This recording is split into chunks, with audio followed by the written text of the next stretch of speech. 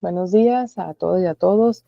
Bienvenidos y gracias por permanecer en esta 11ª jornada de Sociología 2025, Intervenciones Sociales, por medio de licenciatura en Sociología de la Facultad de Ciencias Humanas de la Universidad Autónoma de Baja California y en la 8ª Semana Nacional de Ciencias Sociales de COMEXO, el Consejo Mexicano de Ciencias Sociales. En esta ocasión vamos a continuar con nuestra conferencia, para lo cual le pido a Rocío pueda presentar, por favor, a nuestro siguiente conferencista. Adelante, Rocío. En esta ocasión lo presentará Arely. Ok, adelante, Arely.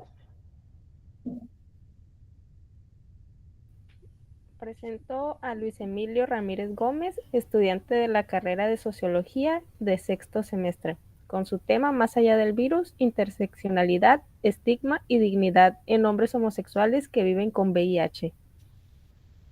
Muchas gracias. Adelante, Luis Emilio, lo escuchamos. Muchas gracias por esta conferencia.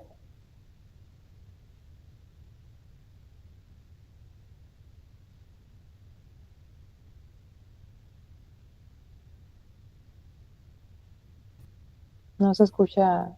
Tiene cerrado su micrófono, Luis Emilio. ¿Ya se escucha? Ya, listo. Ok. Bien, agradezco el espacio para poder presentar este tema. Quiero compartir una reflexión sociológica sobre el tema del estigma del VIH en hombres homosexuales, particularmente en el tema de interseccionalidad de adultos mayores en México, a partir de dos pensadores con los que trabajé en el semestre pasado. Esto es un ensayo, que son teóricos contemporáneos, Zygmunt Bauman y Slavoj Žižek. Y pues, siguiente, por favor. Este ensayo lo trabajé pues, con estos contenidos. Tiene una introducción, el estigma como punto de partida, Bauman y su modernidad líquida, Žižek y la ideología, interseccionalidad, homosexualidad más VIH más vejez. Hice ahí un apartado de retos y propuestas y unas guías finales y con sus referencias. Siguiente, por favor.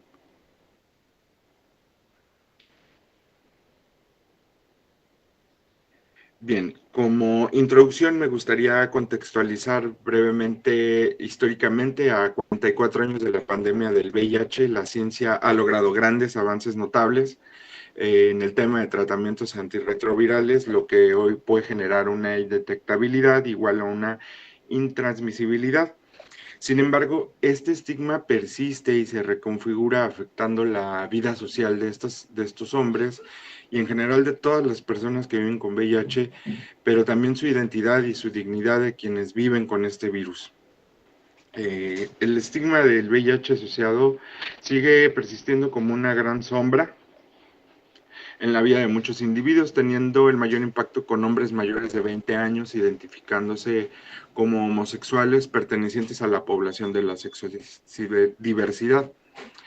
No hablamos de estadísticas, tenemos que hablar de personas en concreto que viven y conviven en esta sociedad, lo cual es importante pues, retomar. Es un trabajo que sigo haciendo y bueno, ahorita fue un ensayo, pero va en términos de investigación. Siguiente, por favor.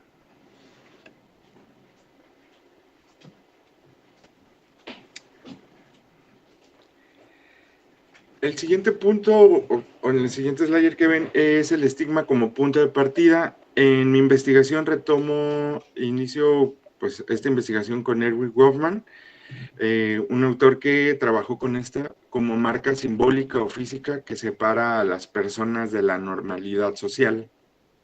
En el caso del VIH y la homosexualidad, se trata de un doble estigma.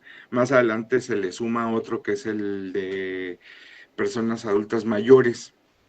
De forma simbólica, es romper con toda esa heteronormatividad al ser homosexuales, y de forma física lo vamos a poder ver el estigma ya en las presentaciones de alguna forma, en el caso del VIH con la enfermedad y en el caso de los homosexuales con ciertas identidades que podemos encontrar simbólicamente, como las banderas de toda la población sexodiversa, que aquí lo retomo en un pequeño en un pequeño párrafo que tiene del ensayo, que dice: la homosexualidad, al no ajustarse a la norma de lo heterosexual y de todo lo que representa este modelo, lo coloca en una posición en el sistema social como algo diferente. Lo podemos observar en nuestra vida diaria con la presentación de diferentes banderas que identifican a cada identidad sexogenérica dentro de la población LGBTIQ+. Y otro de los símbolos que actualmente en la comunidad sexodiversa lo podemos observar en la forma en que se comunican o nos comunicamos, porque formo parte de esta población, con un lenguaje único que ya se forma, que ya tienen frases y palabras que antes nada más lográbamos entender dentro de nuestra población y hoy han sido socializadas y pues en efectos virales con frases que coloco ahí como el de Tentejochis o no me la hagas, digo que ya son frases que la viralidad ha hecho por medio de redes sociales, las cuales les han brindado, nos brindan y les han brindado una identidad y hoy forman parte de esta sociedad. Siguiente, por favor. En esta parte, en el ensayo, trabajo con Bauman y su modernidad líquida.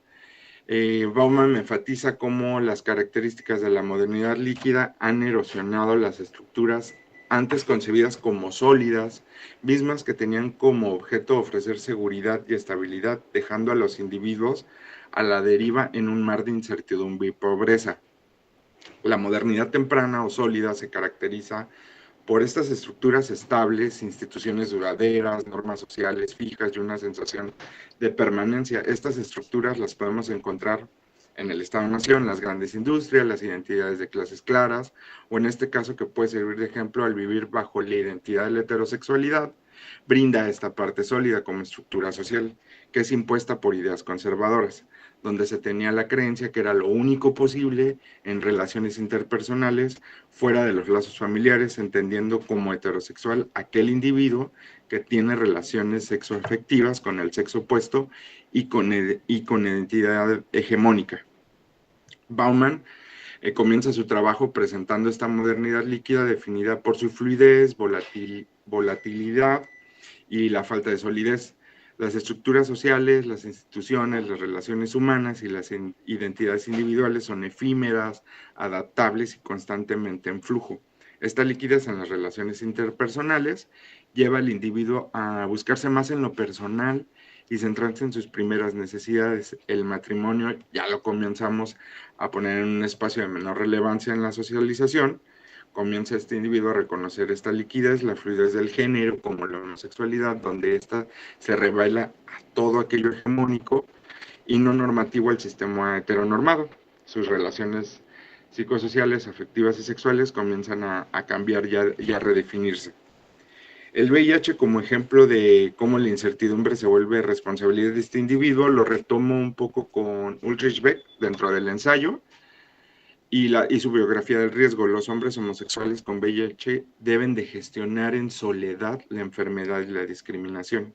En este escenario de modernidad líquida, descrita por Bauman, donde las seguridades colectivas se desvanecen, emergen en una nueva forma de vida a la que Beck denominó la biografía del riesgo.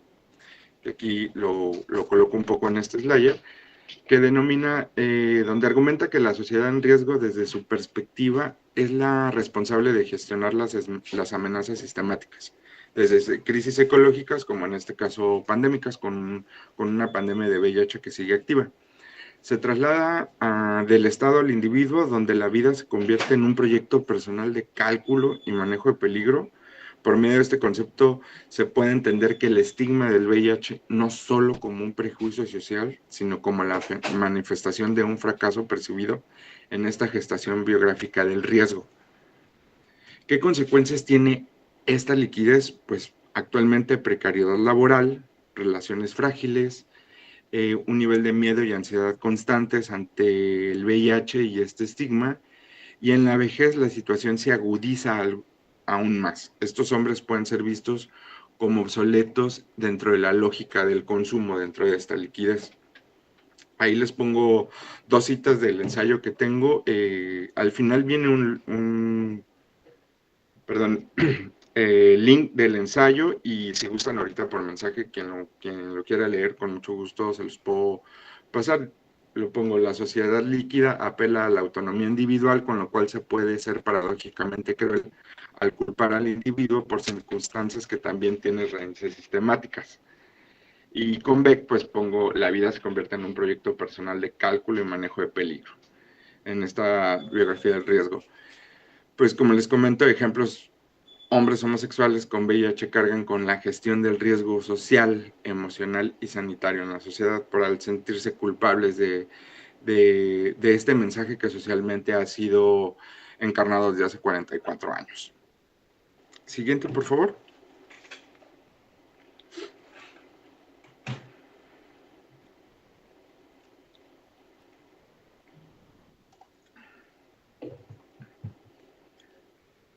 Otro de los autores con los que trabajé es Slavoj Žižek y su teoría de la ideología. La ideología no solo es a falta conciencia, sino el marco que organiza toda nuestra realidad. En este caso, estos hombres identificados de su identidad sexual como homosexuales y pertenecientes a la comunidad LGBTIQ+, la ideología no es una mentira, sino el marco que organiza cómo observamos y vivimos la realidad. No hay una verdad fuera de ella. El estigma hacia los homosexuales que viven con VIH no es solo una cuestión de ignorancia, que se resuelve con la información, es una estructura ideológica profundamente arraigada que define la normalidad sexual y de salud. Esto culturalmente lo podemos ver en eso aceptado desde lo heteronormativo, relaciones sexoafectivas de hombre y mujer, lo cual hacer algo que solo se cree que es el único posible en la sociedad. En el momento de hacer visible todo aquello que no forma parte de esto heteronormativo, desde lo aprendido culturalmente se señala como diferente, generando juicios y llevando a discriminaciones como se conocen hasta el día de hoy. El VIH, en este caso con hombres homosexuales, se convierte en un significante maestro. Reduce a este sujeto a la etiqueta de seropositivo y lo ubica en una posición de culpable o de riesgo. La exclusión que usa Žižek en sus textos, el plus de goce perverso para quienes se consideran sanos y heterosexuales. Esto explica cómo la discriminación persiste incluso cuando se sabe que en un tratamiento vuelve al VIH intransmisible. A pesar de todos estos avances, se sigue haciendo un plus de goce. Es decir, la propuesta en el objeto sublime que nos presenta Žižek es un ideal, una fantasía que parece plenitud y nos mantiene en su órbita, en este caso con la exclusión del otro, en este caso de hombres homosexuales que viven con VIH, genera un plus de goce social. Esta fantasía se puede ver representada en una sociedad pura, sana y heteronormativa, donde el hombre homosexual que vive con VIH, al no encajar en esta fantasía, se convierte en el otro, que debe ser excluido completamente. Al estigmatizarlos, la sociedad tiene un goce perverso, inconsciente, que refuerza su propia existencia y su supuesta normalidad, con los resultados actualmente de homofobia, xerofobia y discriminación, y todo aquello que le reste dignidad a estos hombres. La sociedad encuentra este goce perverso en señalar al otro, pues básicamente como culpable.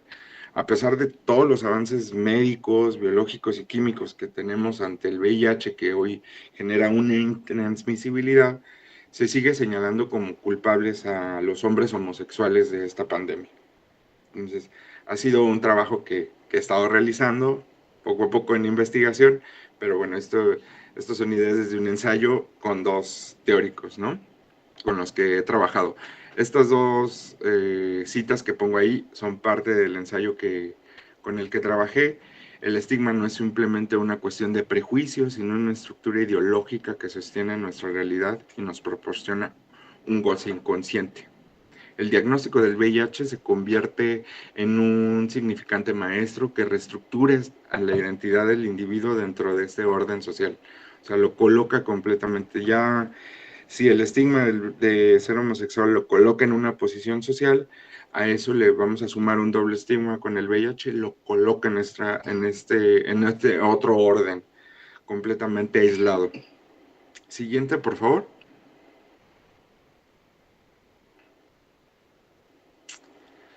Trabajé en una parte del ensayo con interseccionalidad, sumándole la edad, la vejez. Actualmente ser adulto mayor en México ya implica retos sociales, pérdida de redes de apoyo, precariedad económica y una infantilización a a todos los adultos mayores. Si le añadimos a esta fórmula homosexualidad y VIH, la vulnerabilidad de estos hombres y en general de todas las personas se multiplica, invisibilizando completamente, negando su agencia sexual de entrada, porque creemos que los adultos mayores no tienen esta agencia, la pierden al ser mayores o adultos mayores, perdón. Se discrimina incluso dentro de la misma población LGBTIQ+, se vive discriminación interna por vivir con VIH y por ser adultos mayores. Ser un adulto mayor en México es una realidad que va teniendo diferentes formas de vivir esta etapa de la vida, donde biológicamente nadie tiene escapatoria en esta sociedad. Actualmente las estadísticas nos sirven para comenzar a tener un referente como el control natal, que se comenzó en la década de 1970, actualmente se comienza a tener un resultado donde las familias en México pues tenemos o tienen de 2 a 1 hijo por familia, se comienza a observar una modificación de dinámica poblacional, donde se tendrán más personas adultas mayores en las próximas décadas. Ese es un gran trabajo que tenemos desde la sociología y desde las ciencias sociales a trabajar, ya que las instituciones actualmente han comenzado a voltear a ver a los adultos mayores con la creación de programas sociales en específico para ellos, enfocados completamente en ellos. Se tienen áreas que ya trabajan en específico con esta población. ¿Qué diría Bauman ante esta interseccionalidad? Bueno, en este grupo poblacional, la incertidumbre multiplicada nos dice que desde la juventud homosexual que vive con VIH ya se enfrenta a la erosión de las estructuras sólidas. La vejez como una etapa de vida le añade la incertidumbre propia de esta etapa de vida, en donde se pueden dar la pérdida de redes de apoyo, como lo comentaba al principio, que es decir, los lazos familiares o de primera mano que este adulto mayor tiene. Esto lo puede llevar a la dependencia económico-física, y en estos ejemplos se va a dar esa liquidez en estas relaciones. Pero sí sé que muestra cómo la ideología refuerza la exclusión al convertirlos en el otro, como lo comentaba hace un momento, que amenaza la fantasía de una sociedad pura, sana y heteronormativa. No solo moldea la realidad de estas personas, sino que también designa al otro necesario para mantener un orden simbólico y un goce fantasmagórico de la supuesta normalidad. En el ejemplo que se está utilizando, o que utilizo con los adultos mayores, homosexuales que viven con VIH, la sociedad a veces, y en su mayoría de veces, infantilizan a los adultos mayores, viéndolos como individuos asexuales o que desenmarcan de la vida productiva. Esta negación de su existencia o toma de decisiones, es decir, agencia a su sexualidad, le suma a la estigmatización preexistente ya. Entonces, es un gran trabajo que se tiene que hacer, sobre todo con los adultos mayores, porque es lo que me estoy encontrando en la investigación un poquito que he estado empezando a hacer desde hace ya tiempo. Siguiente, por favor.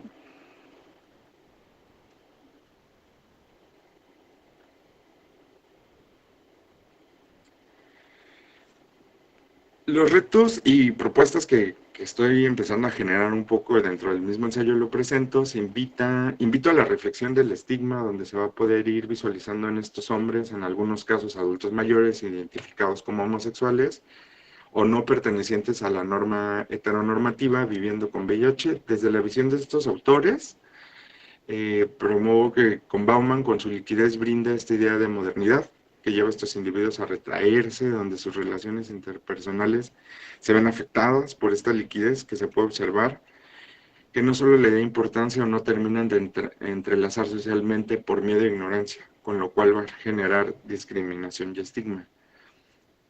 En el aspecto ideológico, considera que el estigma se vuelve en esta formación de ideas cerradas y únicas desde lo ideológico, lo que puede llegar a ser normal, en donde se puede tener un goce pleno de la diseminación de forma racional e irracional, con resultados muy fuertes, en donde el sistema social y sus instituciones, sus entrelazamientos, se van a ver afectados porque este individuo se integre en él, o sea, no va a haber una integración completa. De alguna forma las instituciones hoy, los organismos gubernamentales están trabajando en integrarlos, pero pues sigue persistiendo una resistencia dentro del mismo sistema social. Tenemos que reconocer que el estigma no se combate solo con información biomédica, sino con todo un cambio cultural e ideológico.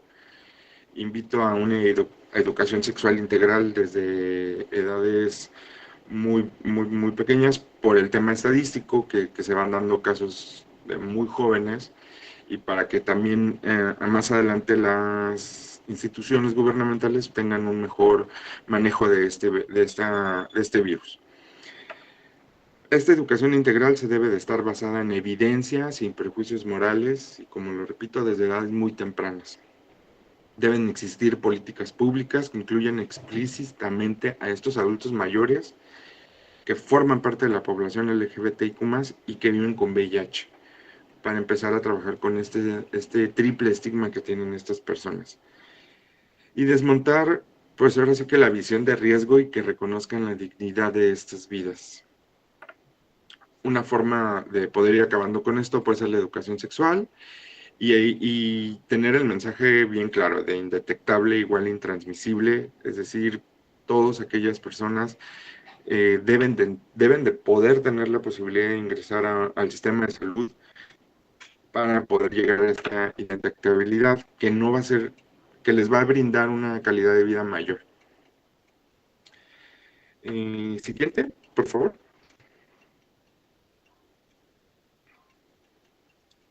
Muchas gracias, Arely. Ya casi para terminar, pues tengo unas ideas finales que por ahí les pongo. El estigma no es un simple error que se debe corregir con educación, es una estructura fundamental de la ideología que nos permite organizar nuestra realidad. Desmontar la ideología y reconocer la dignidad de los hombres homosexuales con VIH es la clave para ir más allá del virus. Insisto, existe médicamente, biológicamente y químicamente todo un tratamiento a ellos, pero tendríamos que estar trabajando hoy desde las ciencias sociales, que es algo que estoy realizando desde mi trinchera, desde donde yo estoy situado, para llevar esta desestigmatización del virus.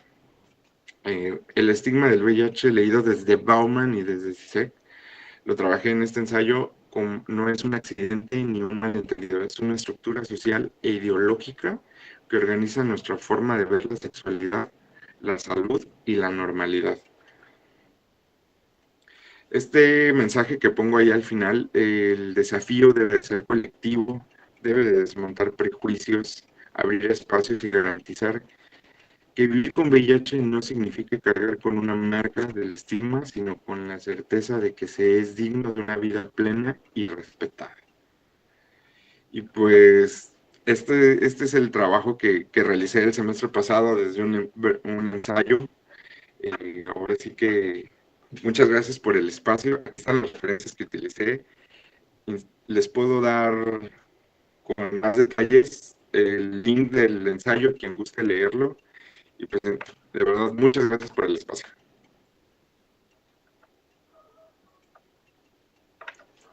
Muchas gracias a Luis Emilio.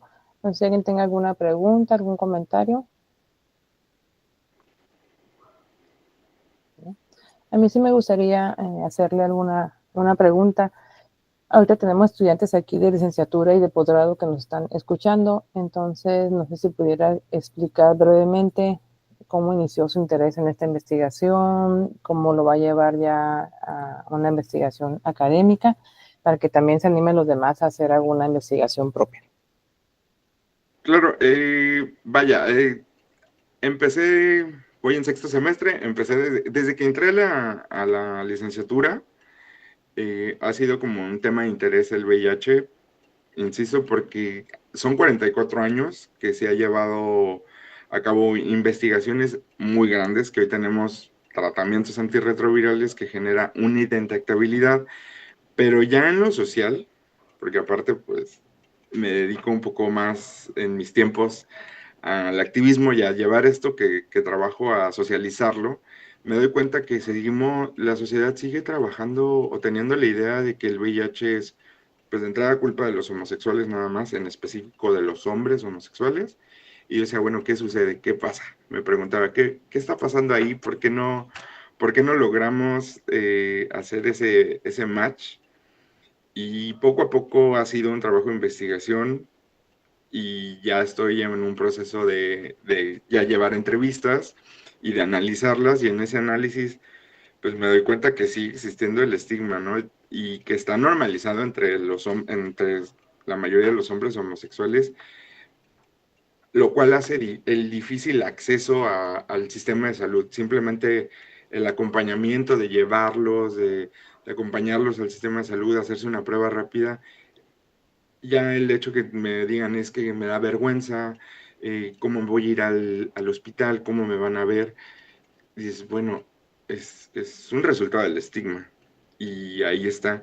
¿Qué me ha llevado a eso? Pues el interés un poquito personal, pero llevarlo a esa parte, a socializarlo, a ver qué nos falta hacer, desde cómo podemos generar una política pública, cómo podemos hacer un cambio en el sistema. No es fácil, no es sencillo, pero poco a poco ahí se va trabajando. Muy bien, muchísimas gracias. Emilio, ¿algún otro comentario, pregunta para Luis Emilio? ¿No? De no ser así, pues le agradecemos mucho su tiempo y esta interesante información. Muchas gracias. Muchas gracias.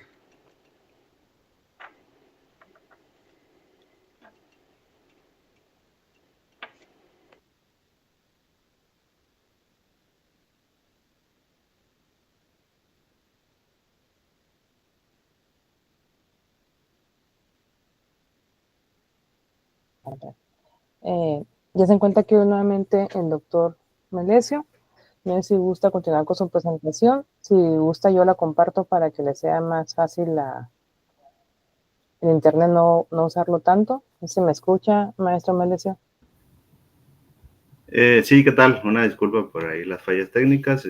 Sí, mejor si lo puedes compartir para... Listo. Nomás denme un momentito para iniciar nuevamente la... Ah, no, ahí está. Listo. Perfecto. Sí. No sé en qué parte me quedé porque ni cuenta me di cuando me sacó. Creo que nos quedamos en la segunda diapositiva, si no mal recuerdo. Ajá, sí, pues podemos continuar de ahí, por favor. Listo. Bueno, continuamos entonces con el doctor Melesio, que tuvo un problema técnico, y agradecemos a todos su paciencia y su participación. Adelante, maestro. Sí, muchas gracias. Voy a intentar pues, ser breve para no comernos el tiempo del siguiente participante. Bueno, como les comentaba, las comunidades de base son muy ligadas a los movimientos sociales, en la teología de la liberación, siempre movimientos muy amplios, ¿no? Desde ONGs hasta guerrillas, ¿no? Dependiendo de la zona en la que se encuentran. Eso quiero recalcar, que la participación política y comunitaria de las comunidades eclesiales de base depende mucho del contexto en el que se desarrolla. No todas son súper politizadas, ni son, pues se les ha tildado mucho de rojillas y comunistas, pero realmente son pocos los participantes que se dan ese mote, ¿no? La mayoría, pues tienen una visión muy social, muy comunitaria, muy de proyección hacia la ayuda, pero no radicales en el sentido político de la palabra, ¿no? Y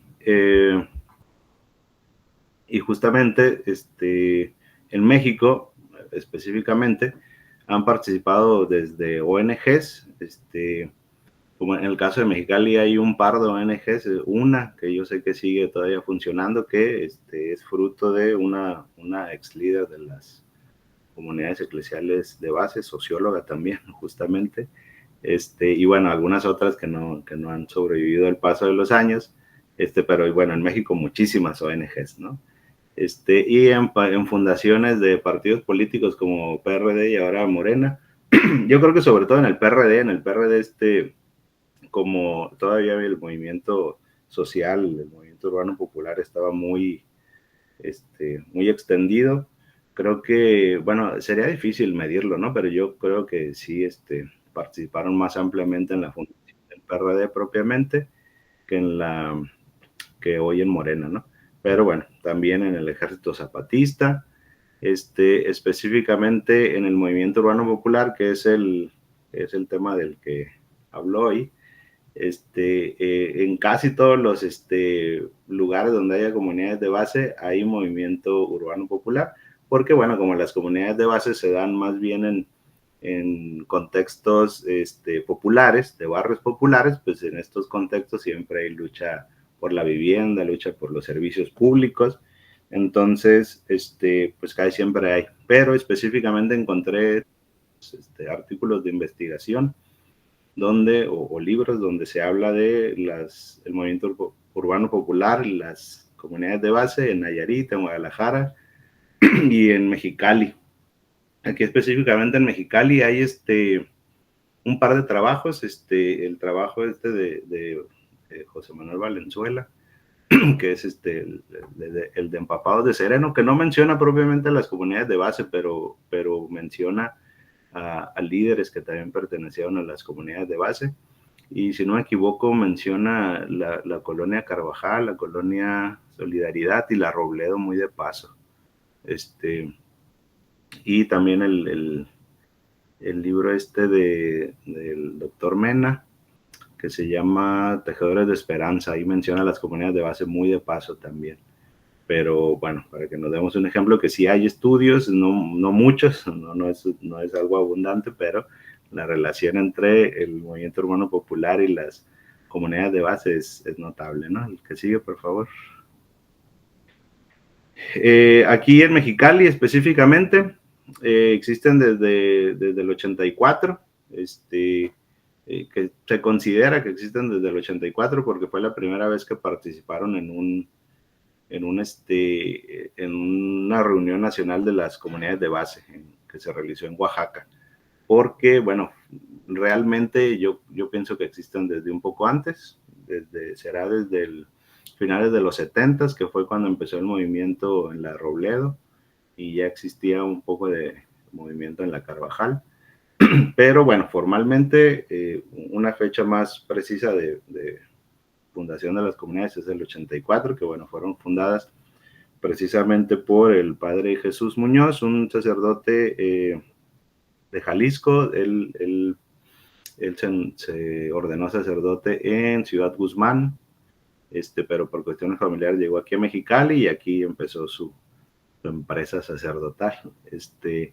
Y en la colonia Carvajal en aquel tiempo había unos sacerdotes oblatos, norteamericanos, que fueron es decir, el Padre Jesús y ellos hicieron una buena mancuerna, y ellos pues ya tenían parroquia. Acá en la Robledo pues no existía parroquia, ahorita vamos a hablar de eso.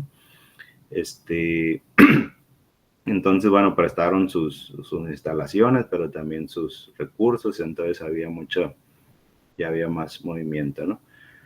Actualmente tienen presencia en las colonias Robledo, Satélite, Compuertas, Ejido, Hipólito, Rentería, que son donde actualmente hay grupos de comunidades de base.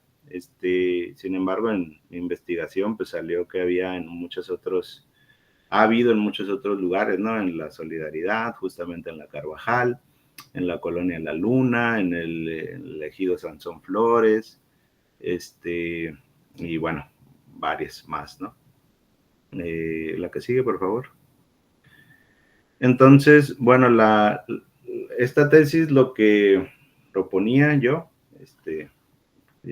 como ya lo mencioné hace rato, es el hecho de unir cómo está la fe propiamente, ¿no? Las creencias de la gente con cómo se transforma en participación política y participación comunitaria, ¿no? Entonces, a partir de aquí son todo lo que viene a continuación son citas de entrevistas que hice, porque creo que nos pueden ayudar a dilucidar mucho mejor lo que quiero señalar, ¿no?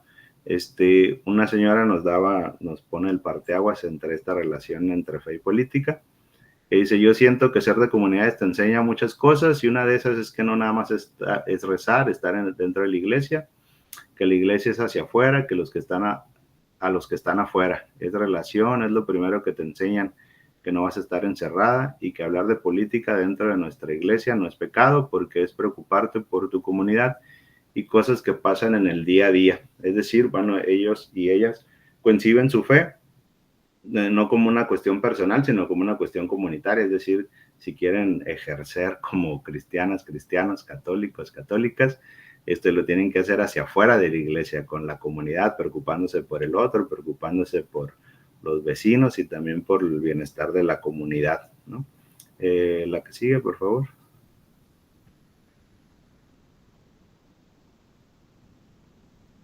Y ya propiamente en la colonia Robledo, aquí, bueno, como señalé, el movimiento por exigir vivienda en la colonia Robledo viene parte de una ola que ya existía en Mexicali en aquel entonces de movimientos por la vivienda. Original, bueno, antes de la Robledo existían otros movimientos en una zona de Palaco, no recuerdo cómo se llama, pero bueno, después se extendió hasta una parte posterior, pero esa parte ya se le quería dar a una empresa, entonces por eso el gobierno los conmina que se muevan más para allá de lo que ahorita es la Robledo, ¿no? Que lo que le llamamos Robledo, pues es más bien 4 colonias, ¿no? El Roble, Robledo, el Ciprés y el Encino, pero bueno, a toda esa zona nosotros le llamamos Robledo, se le conoce como Robledo, ¿no? Entonces una señora nos cuenta, los que traían carro nos ofrecían raite, los hombres nos ayudaban a mover nuestras cosas. Cuando íbamos a salir de casa, los vecinos nos decíamos, ahí le encargo mi lote. Éramos muy solidarios, ¿no? Y otra participante nos cuenta cómo pues, ya había llegado el Padre Chuy, pero pues todavía no había iglesia, porque pues no había colonia prácticamente, entonces pues no había iglesia. Entonces dice, el Padre Chuy llegaba con su mesita, un mantel y su crucifijo a dar la misa en la esquina de la calle. Este terreno también lo invadimos, es decir, como la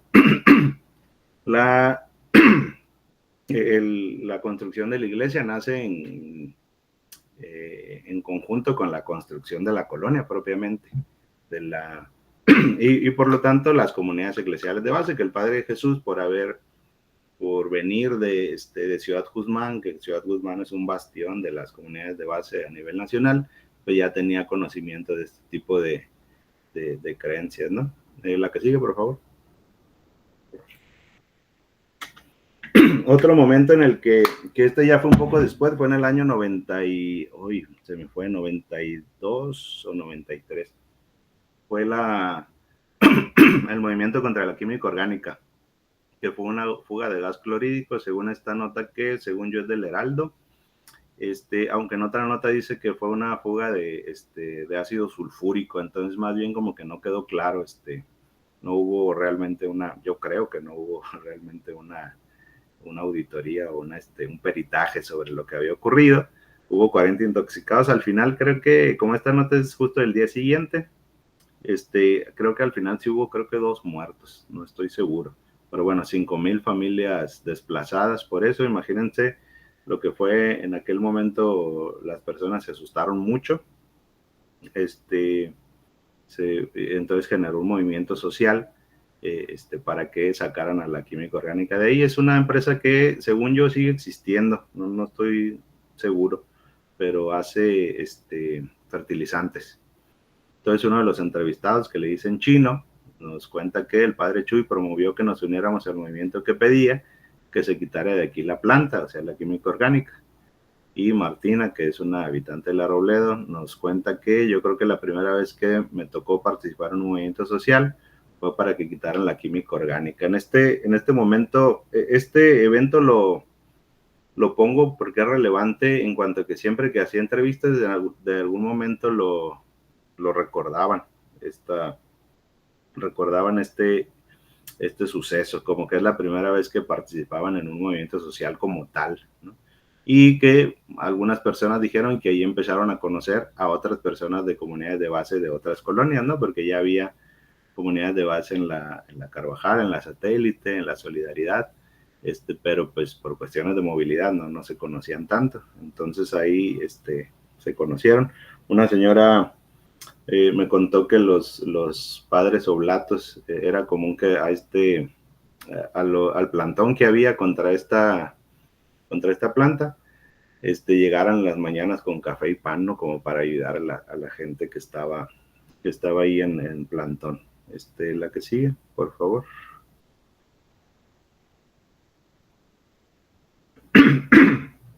Y por su parte, una fundadora de las comunidades de base, que a la vez fue fundadora de la colonia 18 de marzo, que ahorita ya no participa en ninguna de las dos cosas, pero bueno, la entrevisté porque me pareció relevante. Ella nos contaba: soy cristiana nomás porque voy a la iglesia. Pues como que no, pues mucha gente va, millones de personas van a la iglesia. Entonces yo digo, bueno, si yo digo que soy cristiana, voy a hacer lo que hace mi Señor Jesús, lo voy a poner en práctica. Y aprendí que solamente entre las comunidades de base nos abrían los ojos a cómo ser buen cristiano, que se ocupe y preocupe por los demás, sin ser violento, sin ser agresivo, simplemente integrándote a los movimientos y poner nuestra presencia. Aquí estoy alzando mi voz para algo justo.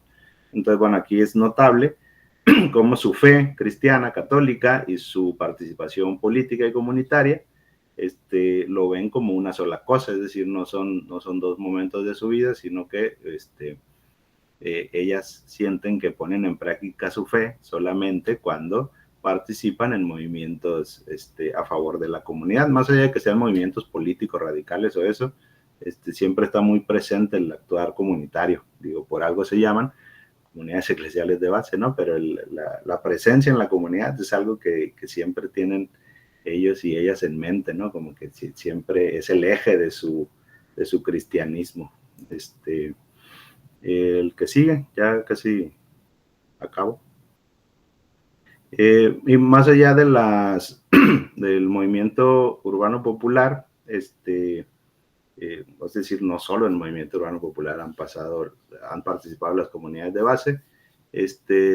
Menciono, bueno, lo que encontré en las entrevistas y demás, es que hubo una solidaridad con Acteal. Una señora dijo que ella fue a la Marcha por la Paz que se realizó después de la matanza de Acteal. El movimiento 5 de junio, que es el incendio que hubo en la guardería en Hermosillo. Este movimiento quizás es el más representativo, porque desde que ocurrió el incendio, que fue hace más de 10 años, ahorita no me acuerdo exactamente, año con año se hacen actos conmemorativos aquí por parte de las comunidades de base. Entonces es algo muy presente. Para promover el Museo del Agua contra el relleno sanitario, ahí en la colonia Satélite una parte era un relleno sanitario, es un basurero. Entonces ya cuando empieza a haber mucha población, se quejan hasta que cierran ellos las puertas. También lo quería estudiar, pero ya no me dio tiempo por cuestiones pues de tesis, ¿no? Pero bueno, como la gente de las comunidades de base se organiza para impedir que entren ya los camiones de basura y que cierren definitivamente el relleno sanitario, que fue algo que lograron, ¿no? Y bueno, en la colonia Compuertas se está promoviendo el Museo del Agua, actividades de reforestación. Aquí no lo mencioné, pero también participaron ampliamente, sobre todo las participantes más jóvenes, contra la privatización del agua y contra Constellation Brands, el movimiento que se dio en el 17 aquí en Mexicali. Fueron muy notable, ¿no? Pero bueno, yo hasta ahí voy a dejar mi participación. No sé si alguien tiene una pregunta o algo, con gusto.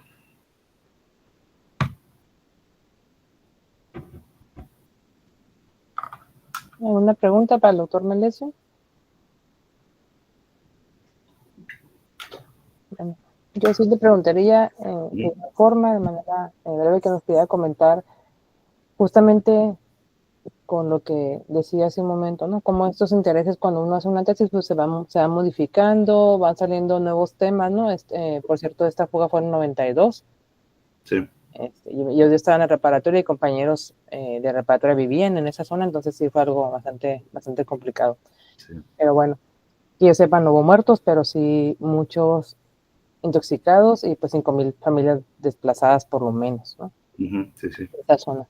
Entonces, estos intereses, ¿cómo fue que se fueron modificando? Se agregaron eventos nuevos como el que menciona. Entonces, ¿cómo es que se redefinen estos intereses en la tesis de manera breve? ¿Cómo se orientó para que también los estudiantes que están aquí de licenciatura y posgrado pues puedan saber cuando uno topa con alguna variable extraña o con algún evento que no se ha considerado, cómo reconfigurar la tesis, ¿no? Sí, justamente, pues lo más sobresaliente, mi familia ha participado en las comunidades de base desde hace muchos años, no son de los fundadores, pero casi. Entonces, pero de los eventos que uno sabe, pues son de los eventos grandes, ¿no? Esto yo ya había escuchado, obviamente, lo de la Robledo, lo de la química orgánica, y aquí ya no lo mencioné, pero parte de mi tesis es mucho de la lucha comunitaria, por ejemplo, aquí la foto que se miraba de Agua y Libertad, que es en la colonia Compuertas, es decir, algo que lo que no había yo notado tanto es que más que su participación política propiamente, es decir, la participación política sí es, pero es en momentos muy específicos, hablando de tiempo, cuando hay movimientos como contra Constellation Brands y todo eso, pero nunca deja de haber actividades comunitarias, es decir, su presencia es muy, muy humilde en el sentido de que no hace mucho ruido, pero en las comunidades en las que están, tienen mucha presencia, es decir, la gente de la Robledo y de la Satélite, aunque no estén en comunidades de base, saben, bueno, hay unas señoras católicas que limpian que siembran arbolitos y los riegan y todo eso, y que hacen en la Satélite hacen actividades para las personas de la tercera edad, es decir, como actividades recreativas, ¿no? Para niños, niñas.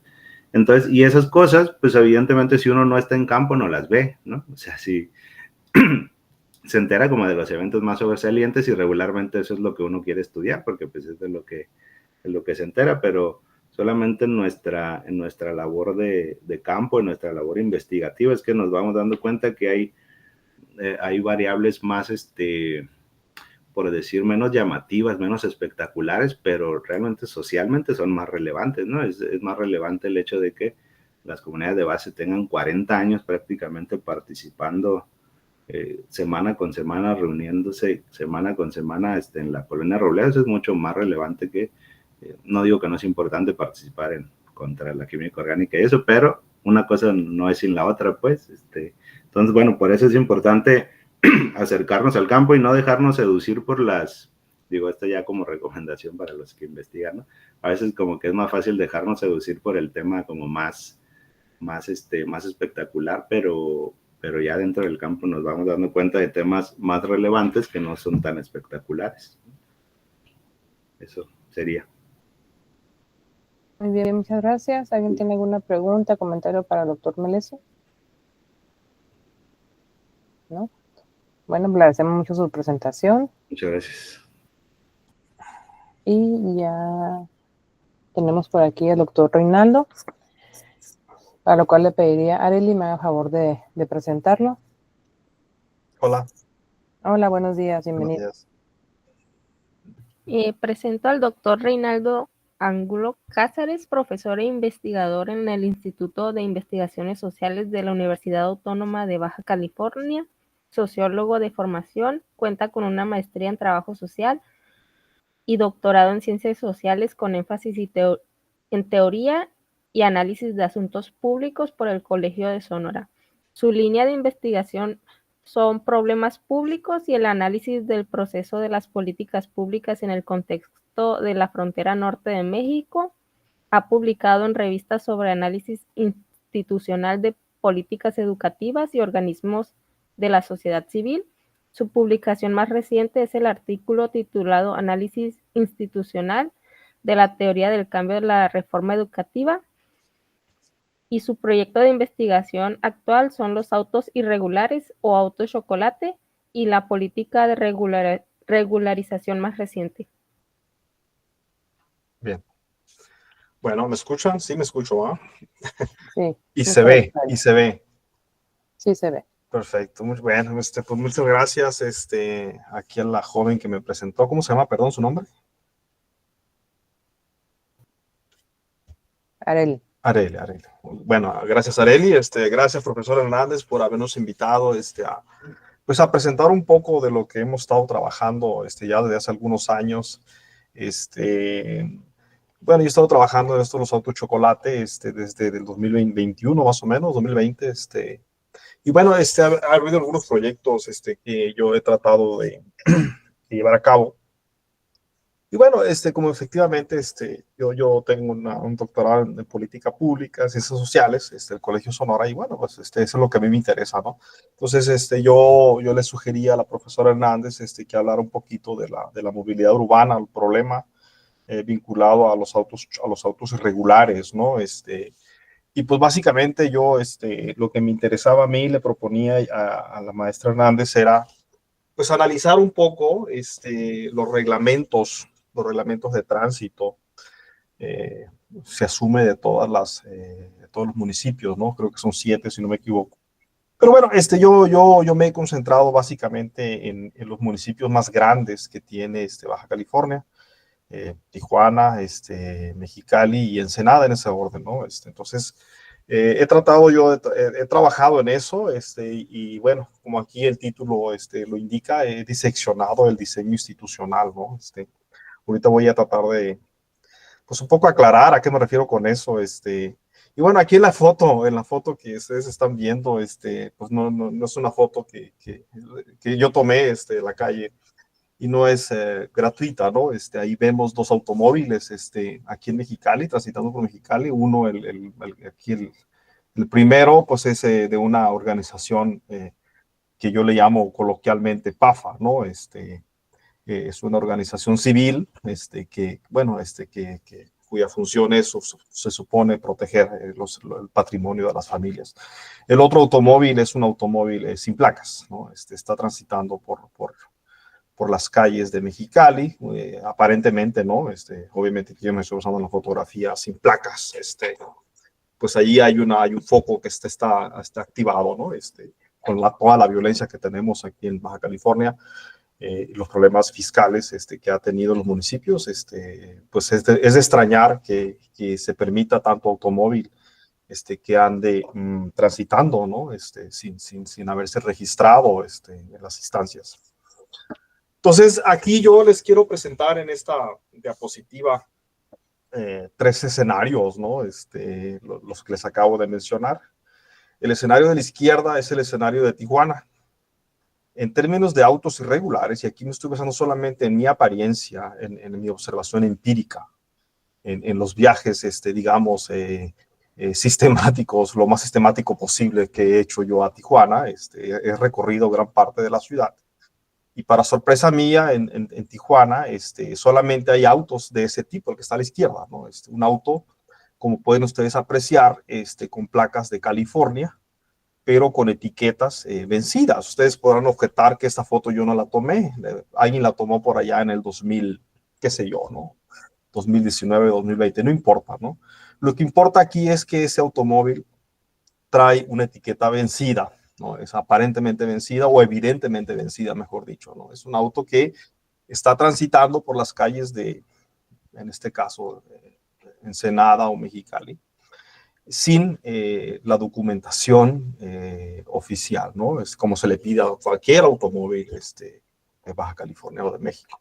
Entonces, Tijuana, pues no tiene un problema muy acotado, ¿no? Solamente hay automóviles de ese tipo. Yo no he encontrado automóviles sin placas y no he encontrado automóviles de organizaciones PAFAS, o mejor dicho, solamente me he encontrado con 2.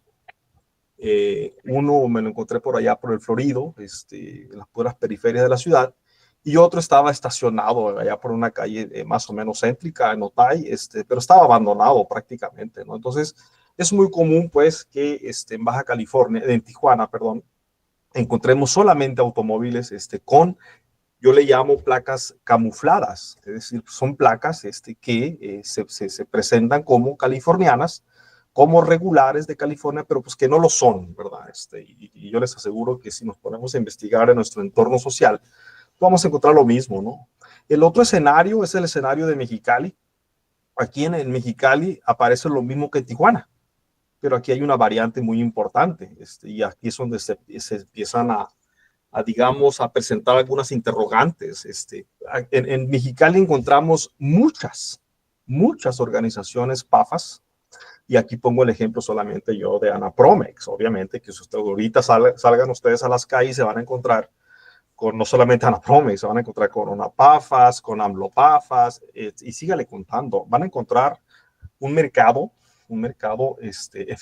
con mucha efervescencia de estas organizaciones. Entonces, la pregunta obvia es ¿por qué aquí en Mexicali se permiten, por qué florecen estas organizaciones como champiñones y en Tijuana no? O sea, en Tijuana no se permite eso, y por qué en Mexicali sí. Entonces, obviamente que la pregunta la tenemos que nosotros desplazar hacia los reglamentos para empezar, ¿no? Los reglamentos de tránsito, pero yo me atrevería a ir más allá de los reglamentos. ¿Qué es lo que está aconteciendo en los cabildos? ¿Qué es lo que está aconteciendo en el Congreso del Estado?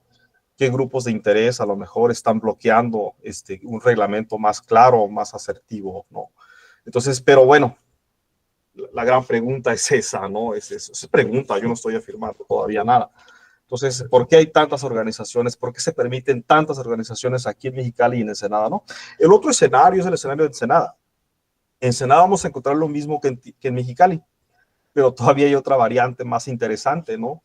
El otro día andaba yo, de todas las veces que he ido a Ensenada, ¿no? Me puse a hacer como una especie de sondeo empírico, y ahí anduve recorriendo calles, y yo calculaba más o menos que el 25% de los autos que yo veía en ese momento eran automóviles sin láminas, sin placas, y andaban transitando, ¿no? Obviamente que muchos estaban estacionados, pero muchos andaban transitando, y no solamente en las calles, en las colonias periféricas, sino en el centro de la ciudad, ¿no? Entonces ahí surge otra pregunta, aunada al escenario de Mexicali: ¿por qué se permiten tantos automóviles sin placas en Ensenada, ¿no? ¿Qué está sucediendo? ¿Qué tiene que ver el reglamento de tránsito? ¿Qué podemos encontrar en el reglamento de tránsito o en el escenario político, en el escenario legislativo, que nos lleve a señalar esa gran presencia abrumadora de autos sin placas?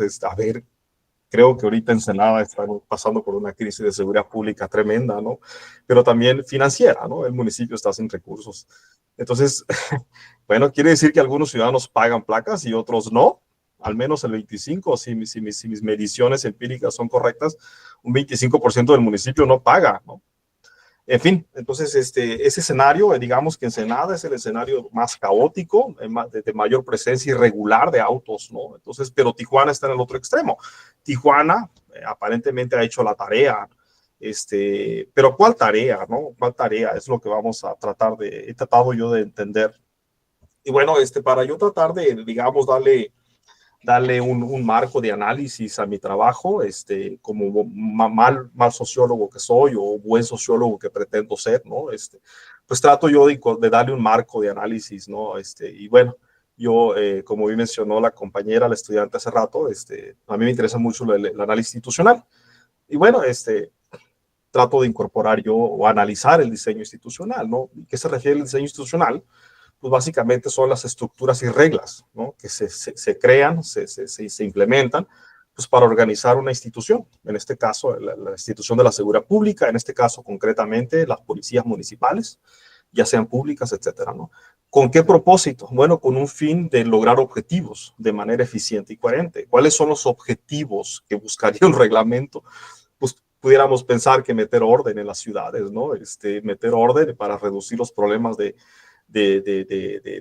presencia de autos irregulares, de problemas de movilidad, problemas de violencia, problemas de lo que gusten y manden, ¿no? Entonces los objetivos de los reglamentos, pues, se supone que están claros, ¿no? Se busca algo: ordenar la ciudad. ¿Cómo? Bueno, básicamente, pero quizá lo más importante aquí del diseño institucional es que las instituciones están orientadas a influir el comportamiento, ¿no? En inglés es behavioralism, ¿no? O behavior. Eso es una corriente analítica que desde los 70s ha cobrado mucha fuerza en las ciencias sociales, ¿no? Y bueno, a mí me interesa mucho el comportamiento. O sea, ¿cuál comportamiento nos referimos? Pues concretamente al menos dos. El comportamiento del agente de policía o el agente de tránsito y el comportamiento de los conductores de automóviles, ¿no? Ustedes, yo y cualquiera, ¿no? Que conducimos un automóvil, pues mostramos un comportamiento de acuerdo a las reglas conocidas o inferidas, ¿no? Todos sabemos más o menos que conducir bajo la influencia del alcohol, pues es ilegal, ¿no? Aunque no hayamos leído el reglamento, sabemos que eso es ilegal, ¿no? Bueno, entonces el comportamiento es ese, al final de cuentas, lo que me interesa a mí analizar. ¿Pero qué tipo de comportamiento? Pues un comportamiento que lleva implícito acciones y que buscan, obviamente, objetivos y las metas, es decir, meter en orden a las ciudades, el tráfico, etcétera, etcétera. Entonces, el enfoque institucional es muy rico porque al final de cuentas asume que hay reglas, que hay estructuras que han sido diseñadas, normas también, estrategias también, procedimientos también, que han sido creadas, diseñadas, en este caso por el Poder Legislativo, cualquiera que sea, federal o municipal, etcétera, con el propósito un objetivo, ¿no? Entonces, yo me estoy inspirando mucho en un trabajo que publicado por tres autoras, Daniel Brains, Steven Levinsky y María Victoria Murillo, ¿no? El concepto de debilidad institucional, ¿no? Es decir, ellos sostienen de que en América Latina en particular hay un problema que es la debilidad institucional, ¿no? Es decir, hay un problema de desarrollo institucional, un problema en el que no se logra fácilmente modificar los comportamientos para lograr los resultados. Siempre las reglas pueden estar problemáticas, ¿no? A lo mejor no están diseñadas de la mejor manera posible. Entonces, hay que ponerle mucha atención a eso, al diseño institucional, para tratar de medir la debilidad o la fortaleza en modificar el comportamiento, ¿no? De los actores, de las personas.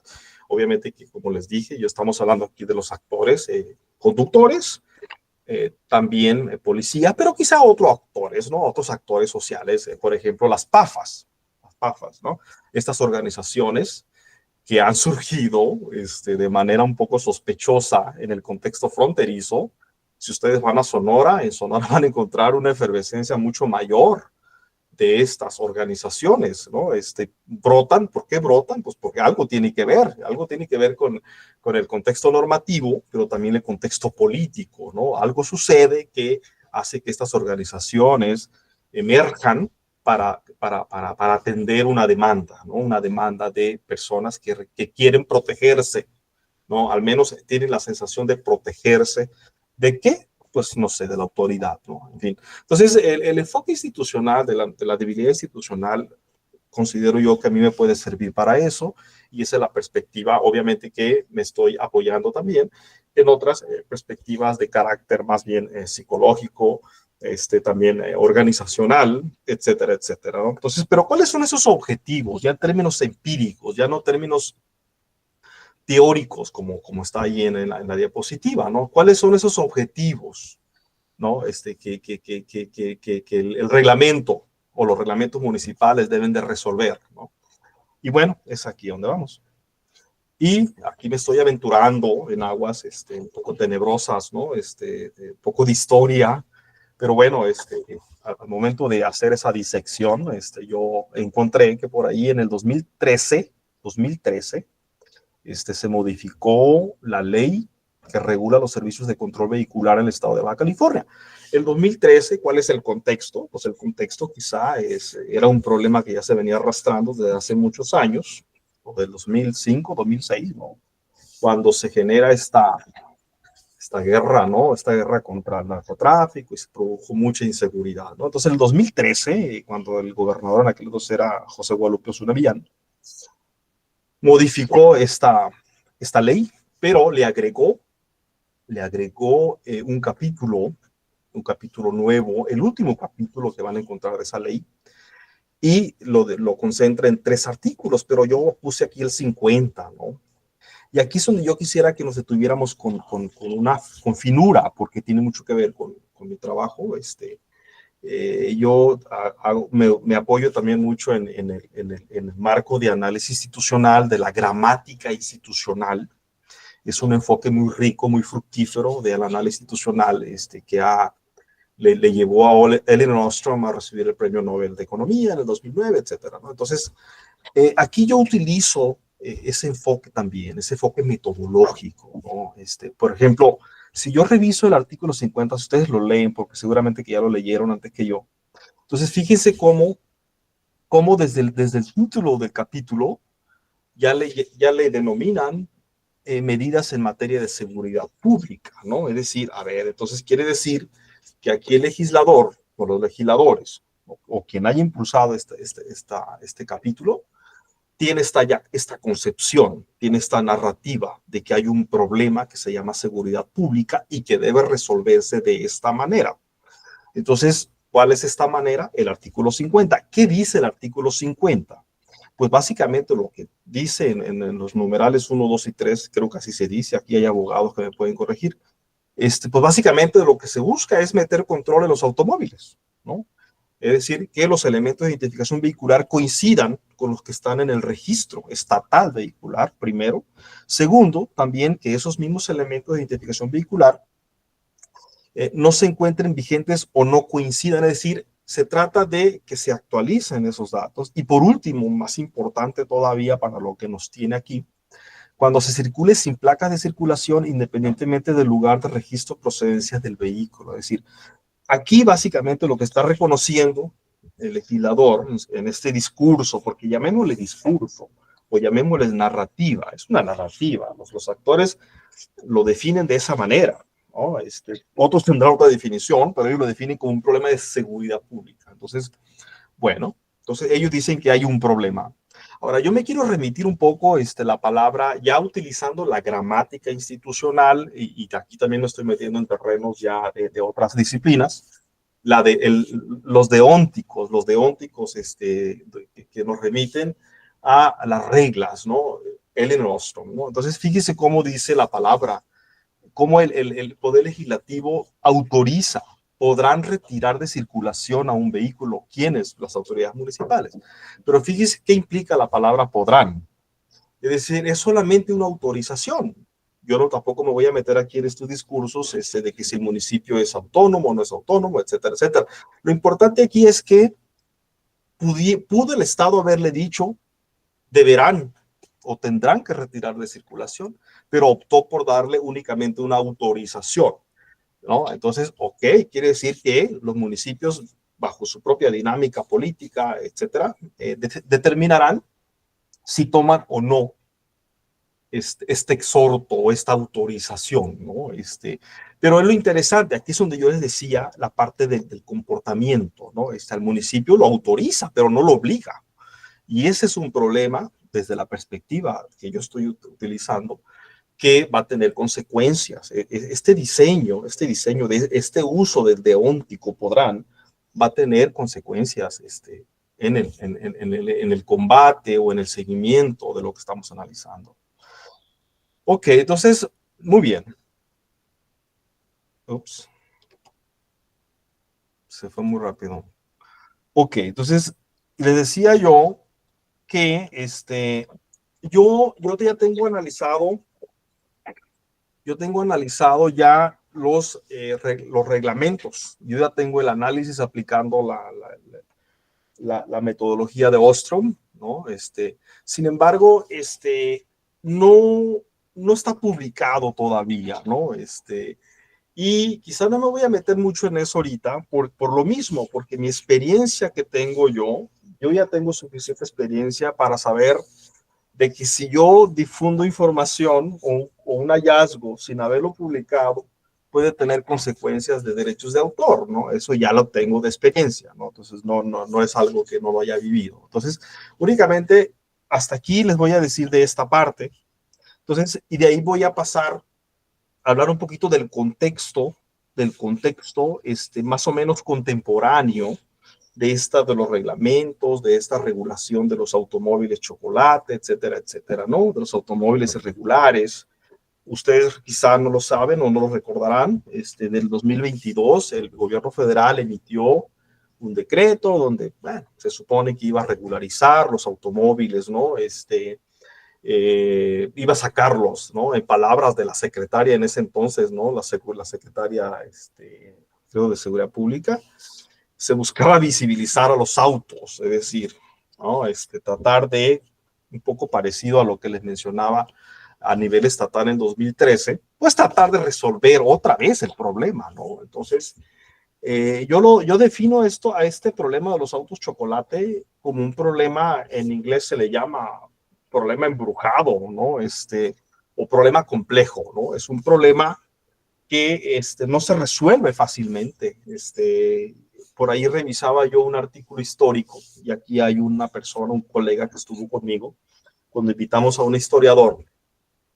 Él nos decía que los autos irregulares en México datan desde al menos desde cuando empezaron los autos, de 1920 del siglo pasado, ¿no? Entonces, es un problema recurrente, ¿no? Es un problema que ha tratado de ser resuelto una y otra vez, no solamente por el gobierno federal, por los gobiernos estatales y quizá municipales, ¿no? Entonces, pero es un problema, esa complejidad de la frontera, ¿no? Esa complejidad de la frontera es lo que hace, en parte, yo siento, difícil que el problema se resuelva, ¿no?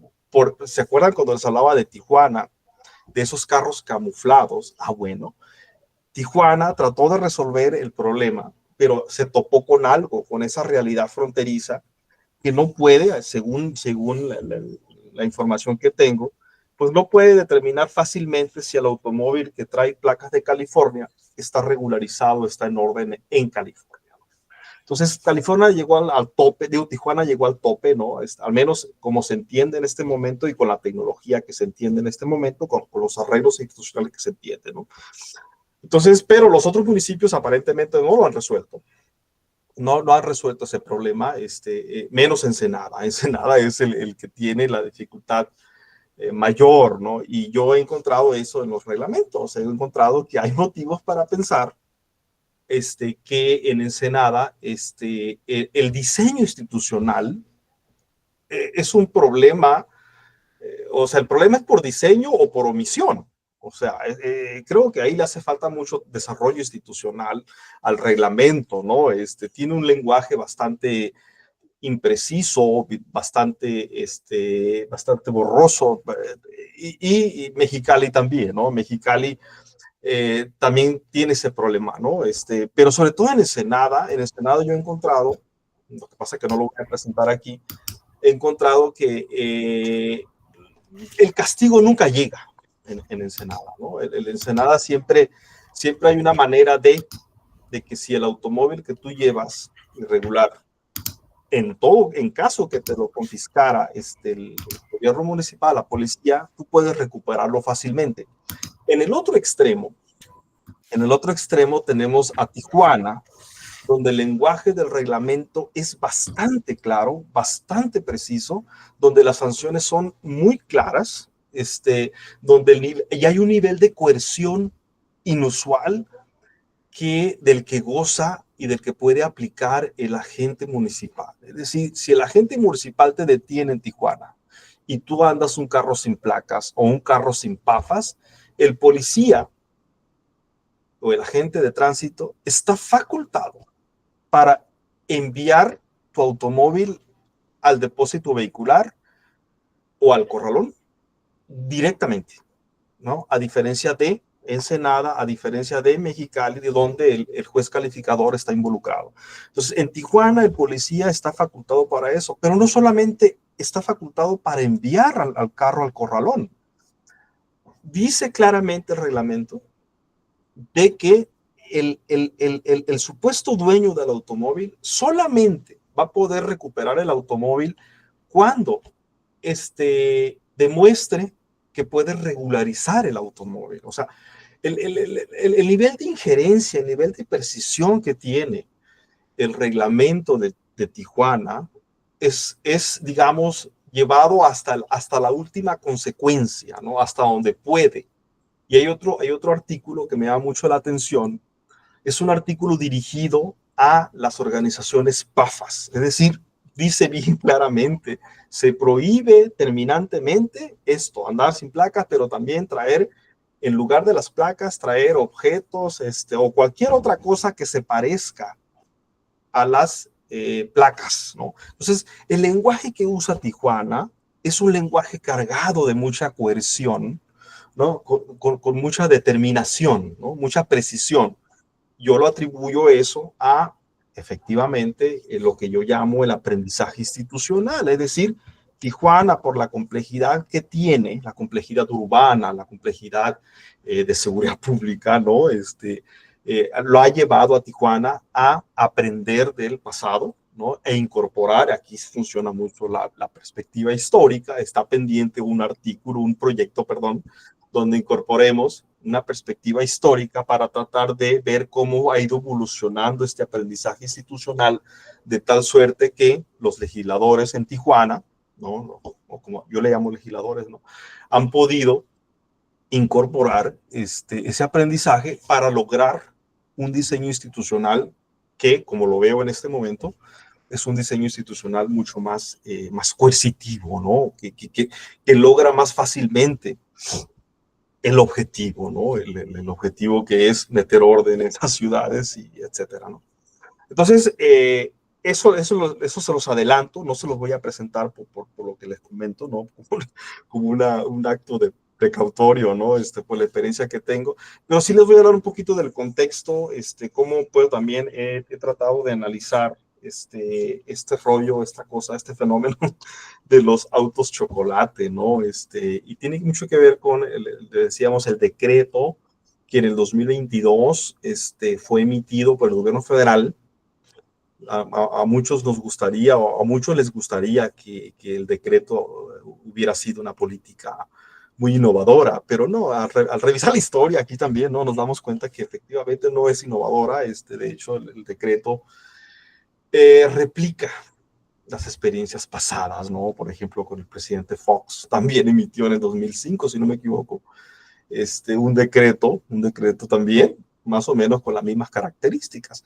Entonces quiere decir, como que por eso les decía, el problema de los autos de chocolate es un problema complejo, un problema wicked problem, un problema embrujado, que no se resuelve, sino constantemente está renaciendo, ¿no? Está creciendo de nuevo. Ahorita, si ustedes salen a las calles, díganme si no van a ver autos chocolate.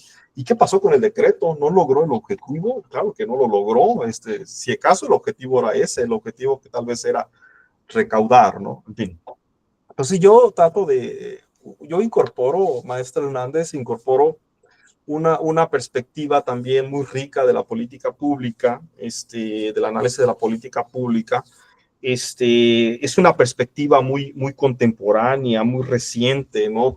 Tendrá si acaso 15 años o 20 años a lo más, ¿no? Entonces, esta perspectiva, que digamos se nutre obviamente de las ciencias sociales de manera amplia, porque es política pública, me ha permitido y ha permitido al análisis de la política pública consolidarse, ¿no? Hacer avances en el conocimiento. Y lo presento aquí como para que todos sepamos las posibilidades que hay al momento de analizar los problemas fronterizos, ¿no? Los problemas regionales bajo una perspectiva de política pública, ¿no? Estoy hablando de la teoría de la política pública, porque muchas veces hablamos de política pública, pero no hablamos del proceso teórico de la política pública, y cualquier persona pues se declara, ¿no?, experto en política pública. Y los que estudiamos política pública, pues no, tenemos que cuidar de que se hable bien, ¿no? Entonces, ¿en qué consiste esta perspectiva, no? Pues esta perspectiva básicamente lo que hace es tratar de analizar las narrativas, narrative, ¿no? Las narrativas o los relatos de las políticas públicas. Es decir, cuando hay un problema público, siempre vamos a encontrar actores, es decir, un conjunto de intereses que de alguna manera son perjudicados o beneficiados por las políticas públicas, ¿no? Es decir, y por lo tanto, hacer un actor, el actor siempre va a querer, como coloquialmente llamamos, va a querer incidir, ¿no? Va a querer influir en la política pública, ¿no? Entonces, va a construir siempre una narrativa, y esa narrativa es la que se puede estudiar de manera científica, ¿no? Bajo una perspectiva post-positivista. Entonces, esto es lo que hacen estos autores, no lo voy a mencionar ahorita, pero bueno, voy a tratar de acotar los elementos más básicos de esta perspectiva para tratar de ver si tiene alguna utilidad, ¿no? Yo la he encontrado en mis proyectos. Entonces, las narrativas, pues básicamente las podemos estudiar separando lo que es la forma y el contenido. La forma, hay elementos que son parte de la forma de la narrativa, ¿no? Una cosa es el escenario, los personajes, los tramas, la moraleja, ¿no? Entonces, muy interesante, ¿no? Es un poco parecido a las obras de teatro, ¿no? Cuando ustedes van al teatro, pues ahí van a encontrar un escenario, van a encontrar personajes ahí que están actuando, van a encontrar un trama, un plot y una moraleja. Al final de cuentas hay una moraleja, una solución, un aprendizaje, ¿no? Entonces en la política pública sucede lo mismo. Entonces, esos elementos, cuando tenemos un problema de política pública, hay que identificarlos, ¿no? Entonces, y eso nos va a facilitar el análisis. Otra componente importante de las narrativas es el contenido, es decir, los sistemas de creencias, ¿no? ¿Qué creen los actores? ¿Cuáles son sus creencias? ¿Cuál es la ideología? ¿Cuáles son sus programas? ¿No? Entonces, esa es otra parte muy interesante, muy rica, y eso estamos a ver algunos ejemplos, ¿no? Y las estrategias narrativas que utilizan los actores, es decir, quiere decir que los actores van a usar la narrativa, van a usar una estrategia dependiendo de la circunstancia, ¿no? Dependiendo de los intereses. Es decir, esto es importante mencionarlo porque para no creer que todo lo que se dice es, digamos, universal, ¿no? Más bien hay que pensar que la narrativa que utilizan los políticos o los actores, pues es una política, ¿no? Que responde de manera estratégica a sus intereses, ¿no? Entonces, ¿cuáles son los supuestos de este marco? Los supuestos pues son básicamente 5, ¿no? No los voy a mencionar quizá todos, o los voy a mencionar muy superficial. Uno, el principal, es uno que es muy conocido entre nosotros, maestra Hernández, en las ciencias sociales, en la sociología. Es un enfoque bastante conocido. Es el construccionismo social, ¿no? Es decir, los objetos se les da significado, ¿no? Las políticas públicas, el proceso mismo, le dan un significado. ¿Cuáles son los objetos? Por ejemplo, en este caso, el auto irregular. ¿Qué es el auto? Va a depender de a quién le pregunte, ¿no? Si le preguntan al sector obrero, pues te puede decir que es un medio de trabajo, es un medio de transporte, ¿no? Si le preguntas a lo mejor a los empresarios, es una forma de estatus, ¿no? O una forma de obtener ganancia. Es decir, cada actor le da un significado distinto potencialmente a los objetos, ¿no? Que son parte de la política pública. Entonces vamos a encontrar potencialmente, así hay actores, así haya construcciones sociales, ¿no? Y de todo, ¿no? De todo, ¿qué significa, por ejemplo, las playas, ¿no? ¿Qué significa? Cada quien le da un significado diferente, ¿no? Etcétera. Otro principio, otro supuesto de este enfoque es que estamos frente a la relatividad limitada, es decir, hay una variación en la construcción social y que esta es limitada y es azarosa, es decir, vamos a encontrar patrones, ¿no? Vamos a encontrar patrones, pero esos patrones no son arbitrarios, es decir, esos patrones siempre podemos encontrar algo acotado, es decir, no es al azar, ¿no? Vamos a encontrar patrones que se repiten, eso es lo que nos quiere decir. Y, por lo tanto, está vinculado con los elementos estructurales generalizables. Hay una operación simultánea en 3 niveles. Aquí también, en el análisis de la política pública, bajo esta perspectiva, vamos a encontrar siempre 3 niveles. El nivel micro, el nivel meso, el nivel macro, ¿no? Es obvio, el nivel micro son los individuos, el meso son las organizaciones. ¿Se acuerdan que les dije de los PAFAs? Ok, podemos pensar, si analizamos las organizaciones, pues vamos a hacer análisis meso. Y macro, pues es obvio, ¿no? Macro se refiere a los fenómenos de mayor amplitud, en este caso las políticas públicas, el decreto, ¿no? El que el decreto, la ley, ¿no? La ley esta del 2013 que se implementó. Entonces, esos elementos interactúan y eso es importante tenerlo presente, hay que hacer esa separación, ¿no? Y por último, el modelo del individuo de esta perspectiva es el homo narrans. Esa palabra está muy interesante, ¿no? ¿Qué significa el homo narrans? Bueno, así como ustedes han escuchado, está el homo economicus, ¿no? El individuo es racional. Pero el homo narrans a lo que se refiere es que todos nosotros, todos los actores, tienen una capacidad para construir narrativas, para construir relatos, ¿no? Y eso se da mucho en las arenas públicas, ¿no? Y ahorita vamos a ver algunos ejemplos a qué me refiero con eso, ¿no? Entonces, lo que los actores están haciendo cuando hacen sus posicionamientos, están construyendo narrativas, ¿no? Al menos bajo esta perspectiva, así debemos de verla, ¿no? Entonces, ojo con esto. Rápido, vámonos, porque ya está acabando el tiempo. Entonces, aquí están algunos 3 niveles, ¿no? Yo no me voy a tener mucho, etcétera, ¿no? Ahí ven algunos ejemplos. Los 3 ejemplos que están a la derecha son a nivel meso, ¿verdad? Es decir, es cuando ponemos atención a las organizaciones. Eso nos va a nosotros permitir entender que lo que estamos analizando son actores. Y esta perspectiva es muy rica en ese nivel meso, porque lo que observamos son actores que construyen narrativas para lograr influir en la política pública, ¿no? Les pongo ahí el ejemplo, la Canaco, que ustedes conocen perfectamente bien, ¿no? Si se vienen por la Náhuac, ahí se van a topar con ese edificio. Ahí está la Canaco, ahí está la Cámara Nacional de Comercio. Interesante, ¿no? La Cámara agrupa a los empresarios, ¿verdad? Del comercio y en particular a los que se dedican al comercio de los autos usados. Ellos tienen una narrativa, ¿no? Muy diferente a la que está arriba, que es el Lambda. El Lambda es la Asociación Mexicana de Distribuidores de Automotores, es decir, los que producen autos nuevos. Los intereses de ellos no son los mismos de la Canaco, aunque Marx nos dijera que sí.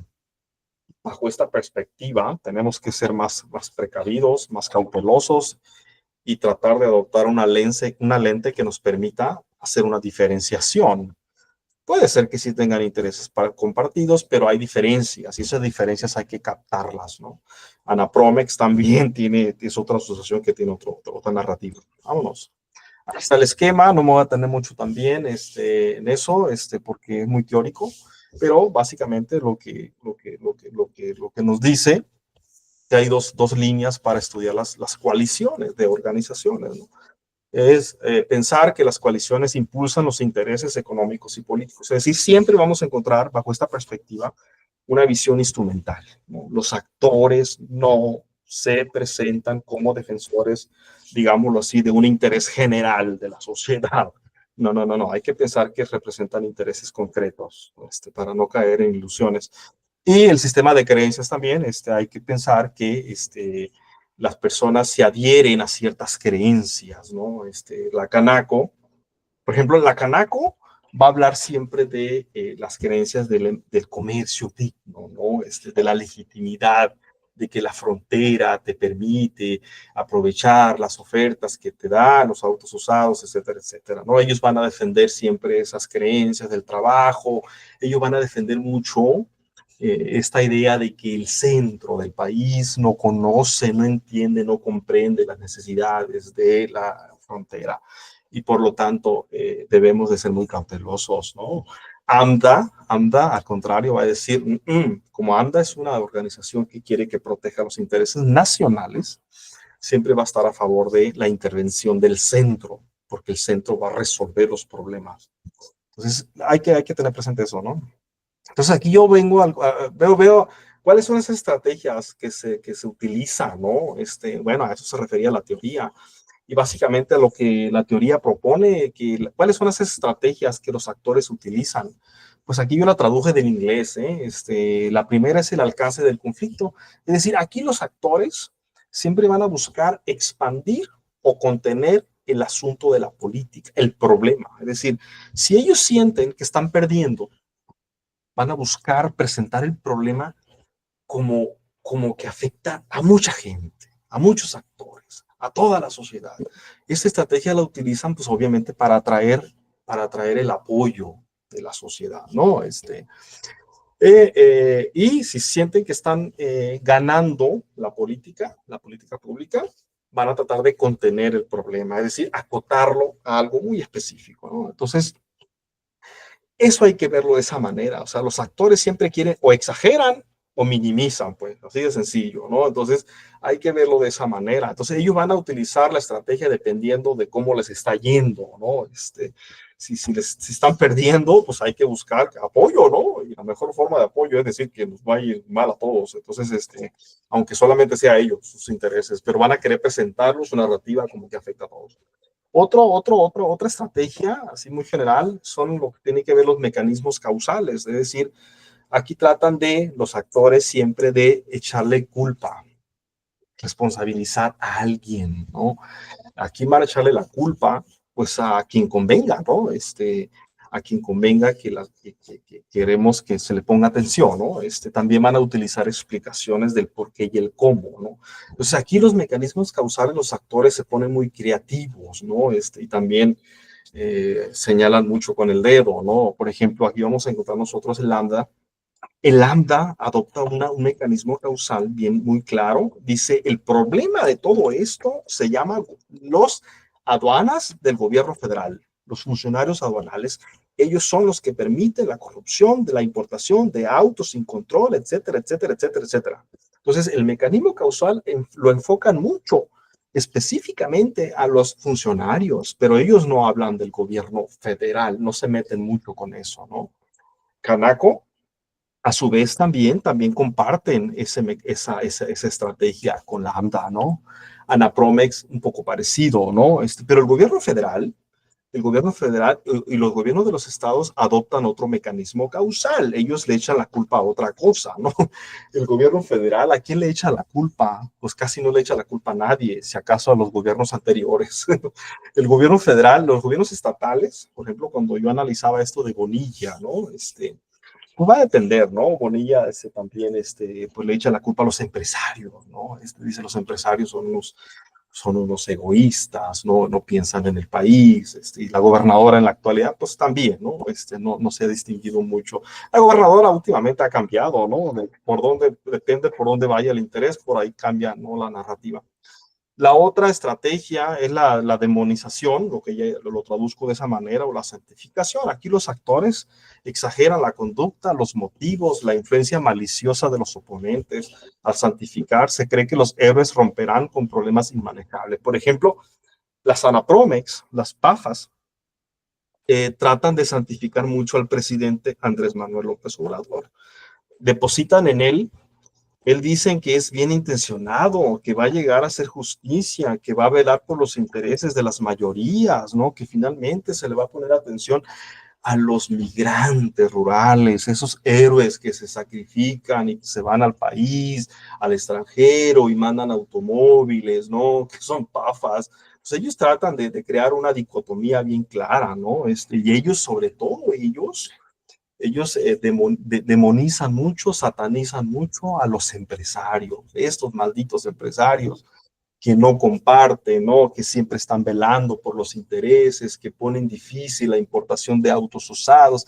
Es decir, aquí vamos a encontrar diferentes maneras de entender, ¿no? La narrativa, ¿no? Entonces, eso también hay que ponerle atención. Entonces, la narrativa, las estrategias son esas, básicamente tres: ampliar o reducir el conflicto, crear mecanismos causales, que no es otra cosa que responsabilizar a unos y exonerar a otros, y demonizar y santificar, ¿no? Entonces, esas estrategias son las que se utilizan más o menos, ¿no?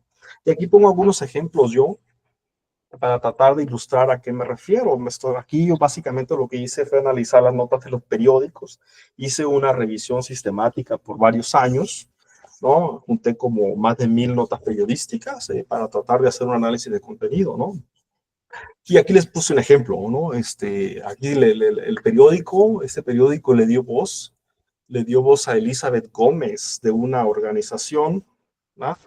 Y ella dice, ¿no? Para ilustrar a qué me refiero: sin duda que este presidente trae toda la intención de ayudar a la gente desprotegida, la gente que menos tiene, que vive en forma vulnerable. Obviamente está haciendo eco a nuestras palabras. ¿Se dan cuenta cómo aquí está esta persona, este actor, está tratando de decir, el presidente va a resolver? Hemos hablado con él. ¿Por qué? ¿Por qué esta narrativa? Porque en ese momento todavía el presidente no emitía el decreto, ¿no? Entonces esperaban ellos, con esta santificación, que los tomaran en cuenta. En el otro extremo tenemos una demonización. Aquí habla la Canaco, ¿verdad? Aquí en la Canaco, en esta nota periodística, que por ejemplo vamos a encontrar aquí en la Canaco Mexicali, en la Canaco Tijuana, la Canaco Matamoros, Su lenguaje es de urgencia, hay una imagen poderosa. Ellos dicen que el decreto es una aspirina para un cáncer, ¿no? Entonces, fíjense cómo utilizan un lenguaje muy metafórico, un lenguaje que el lector, la audiencia, lo va a entender perfectamente, ¿no? A qué se refiere con cáncer, ¿no? Todos sabemos lo que es un cáncer. Entonces, todos sabemos que la aspirina no cura el cáncer. Entonces, ellos utilizan esa metáfora rica, ¿no? Entonces, la Canaco también culpa al gobierno, etcétera, ¿no?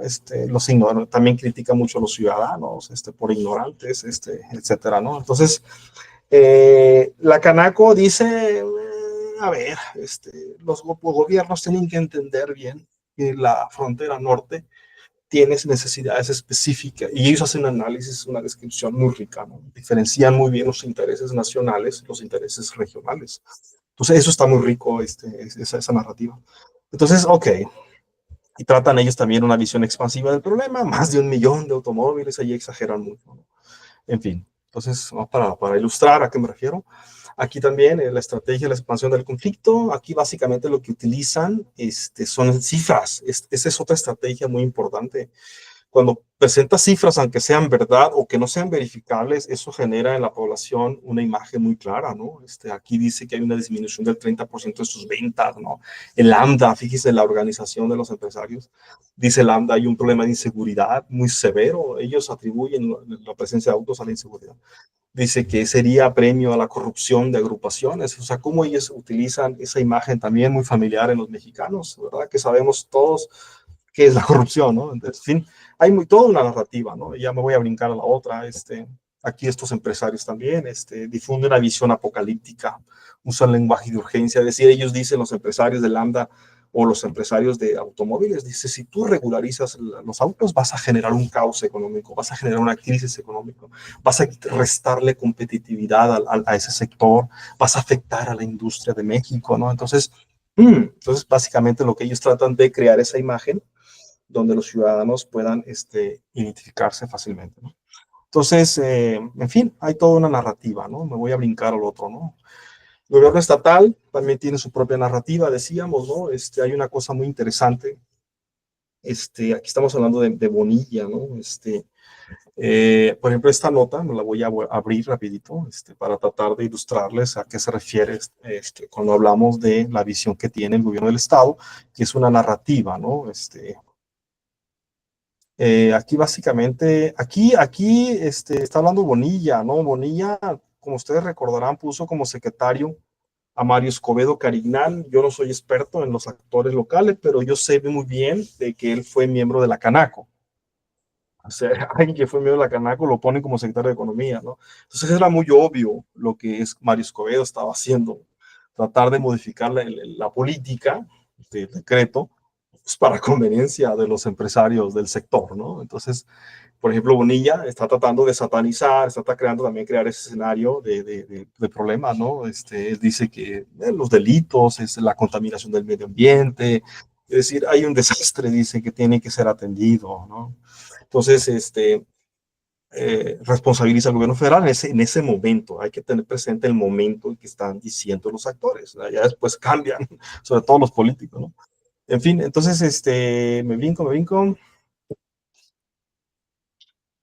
¿Ya acabamos? Yo creo que ya acabamos. No. Paciencia. Ups.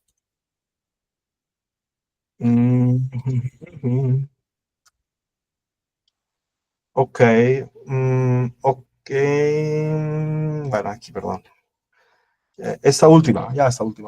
Entonces, aquí básicamente lo que yo les quiero decir, cuál es la metodología que yo he utilizado y estoy utilizando todavía, ¿no? Para analizar este fenómeno.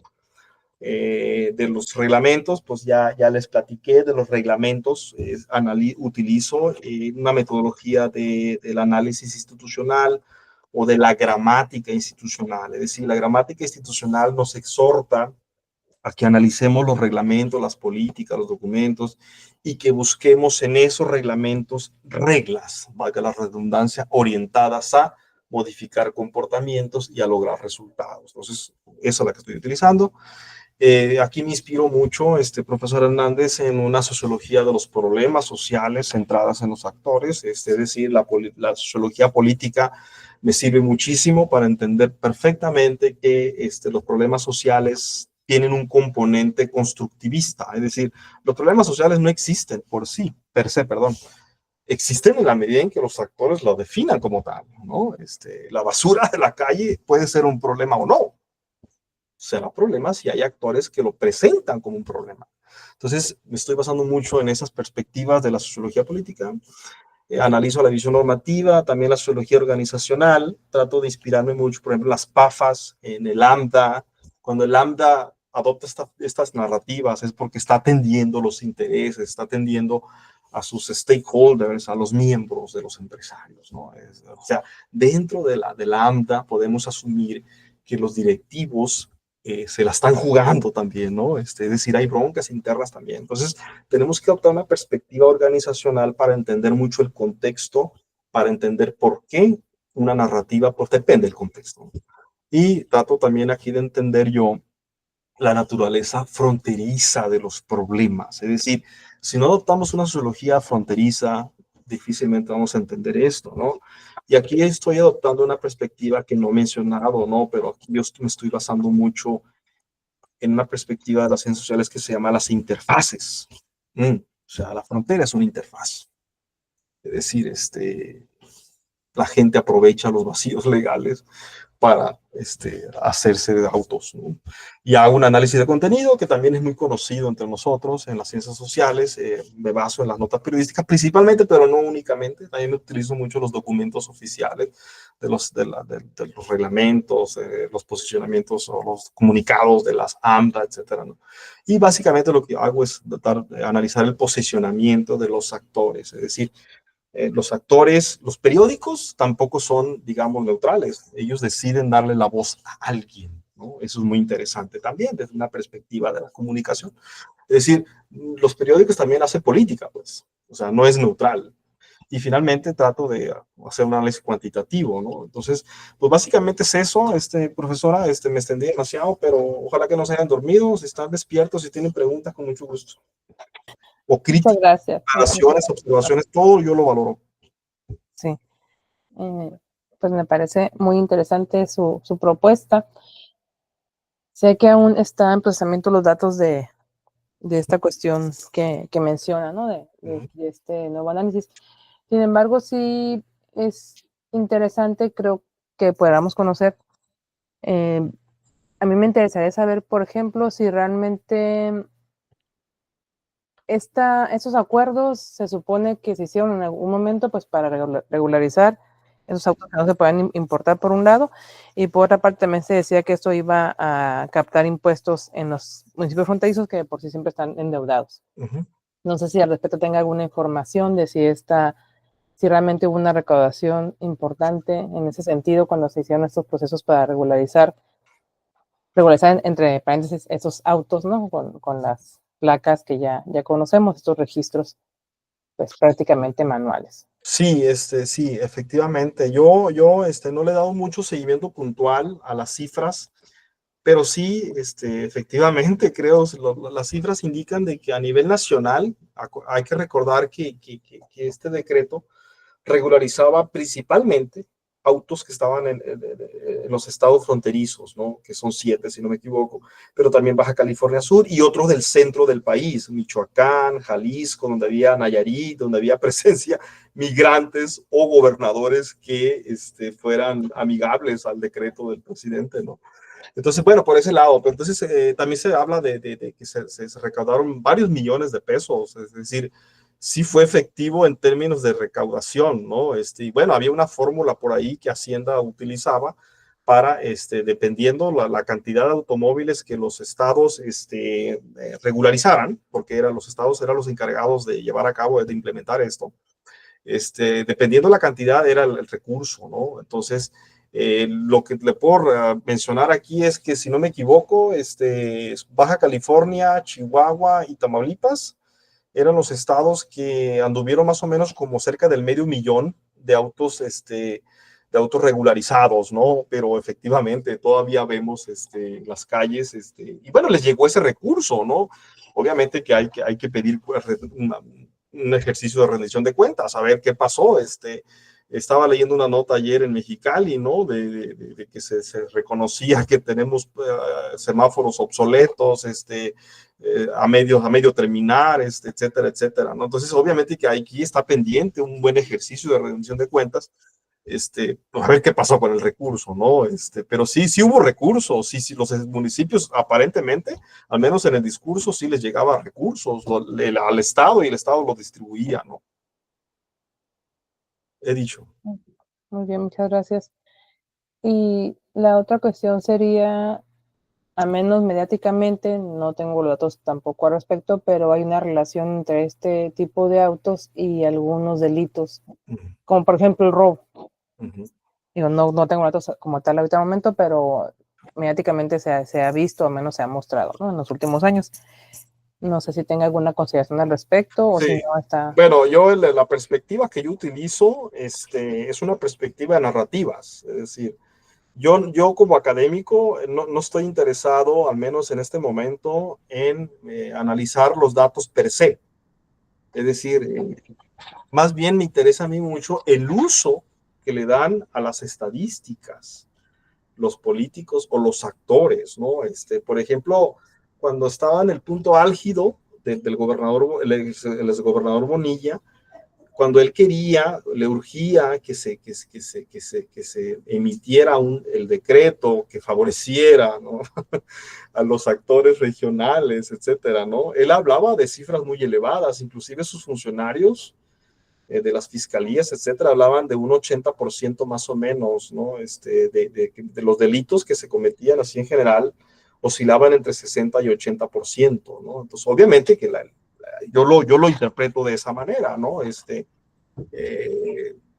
A lo mejor si ahorita yo le pregunto a la gobernadora o a sus funcionarios, como quieren presentar que fue un éxito el decreto, a lo mejor lo van a reducir ya mucho, ¿no? Van a decir en el otro extremo un 20%, 30%. Entonces el trato que yo le doy a las cifras son cifras como parte de una narrativa, ¿no? Me gustaría mucho en otro momento hacer un análisis, digamos, más objetivo, una metodología más objetiva para hacerlo de esa manera, que sin duda es muy importante y necesario. Sí, claro, muchas gracias. Aquí hay un comentario, dice el maestro Manuel Nava. ¿Existen datos para determinar el nivel económico de los propietarios de los autos chocolates? Entre paréntesis, lo pregunto porque hay carros de lujo de marcas reconocidas que no muchos pueden comprar y aún así tienen placas irregulares. Ya, efectivamente, parte de la narrativa histórica, es histórica, estoy hablando de décadas atrás, siempre el régimen anterior o los regímenes todavía hablaban de que los autos de chocolate había tolerancia, pero particularmente a las personas de origen campesino, ¿no? Y después se le fue agregando a los obreros con el tiempo, es decir, se construyó una narrativa de necesidad, ¿no? De justicia social, ¿no? Centrada en la justicia social. Ahora, pero el problema cuando ya lo analizamos, cuando analizamos los reglamentos y cuando analizamos el fenómeno en sí, se puede dar efectivamente lo que menciona aquí el participante, ¿no? Es decir, como es un fenómeno que bajo sombras, ¿no? Invisible en cierto sentido, no se puede verificar varias cosas del automóvil, ¿no?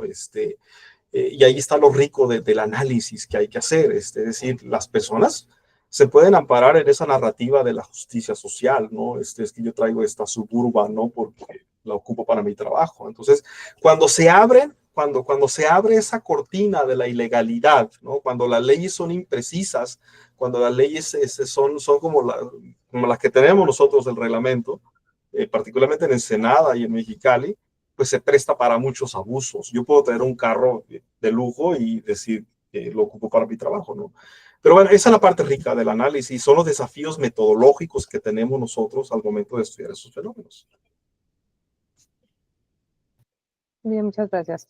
Y comenta la maestra Daniela Pacheco que es muy interesante el abordaje de su presentación.